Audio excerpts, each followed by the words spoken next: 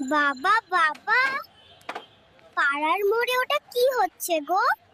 পেন্ডেলের মতন। না মা, ওটা পেন্ডেল না। কাল থেকে আমাদের পাড়া আমাদের সমাধান ক্যাম্প হবে, ওটারই প্রস্তুতি। মাননীয় মুখ্যমন্ত্রী মমতা বন্দ্যোপাধ্যায়ের অনুপ্রেরণায় পশ্চিমবঙ্গ সরকার আপনাদের কাছে নিয়ে এসেছে আমাদের পাড়া আমাদের সমাধান।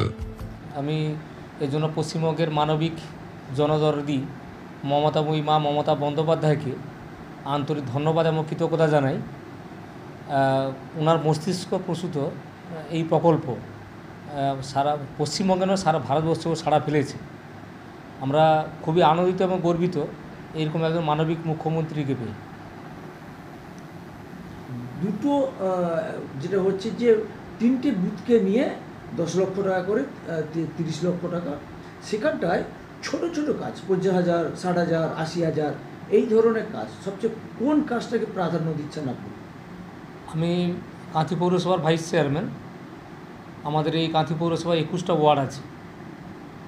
আমাদের মাননীয় মুখ্যমন্ত্রীর আমাদের পাড়া আমাদের সমাধান এই প্রকল্পে তিনি প্রতি বুথের জন্য 10 লক্ষ টাকা বরাদ্দ করেছেন।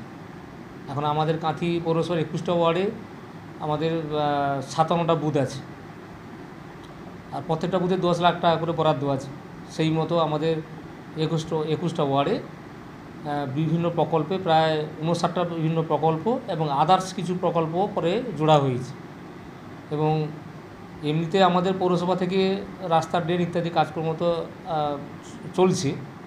তার বাইরে যে সমস্ত কাজকর্মের জন্য উনি আমাদেরকে বলেছেন সেই কাজকর্মগুলো আমরা বেশি অগ্রাধিকার দিচ্ছি। যেমনভাবে যে বিভিন্ন ওয়ার্ডে যে আইসিডিএস কেন্দ্রগুলো আছে বা শিশু শিক্ষা কেন্দ্রগুলো আছে কিংবা প্রাইমারি স্কুলগুলো আছে, আমরা ওই সমস্তগুলোকে ভিজিট করে সেই সমস্ত স্কুলে কোথাও বেঞ্চের দরকার আছে কি না, চেয়ারের দরকার আছে কি না, ফ্যানের দরকার আছে কি না, আলোর কোনো সমস্যা আছে কি না, আলমারির প্রয়োজন আছে কি না, বা পরিকাঠামোগত অন্যান্য কিছু উন্নয়ন করতে হবে কি না, সেগুলো আমরা ওয়ার্ডে বিভিন্ন কাউন্সিলরদের মারফত, তাছাড়া পাড়ায় পাড়ায় গিয়ে আমরা তাদেরকে সরজমিনে তদন্ত করে এই বিষয়গুলো অগ্রাধিকার বেশি দিচ্ছি।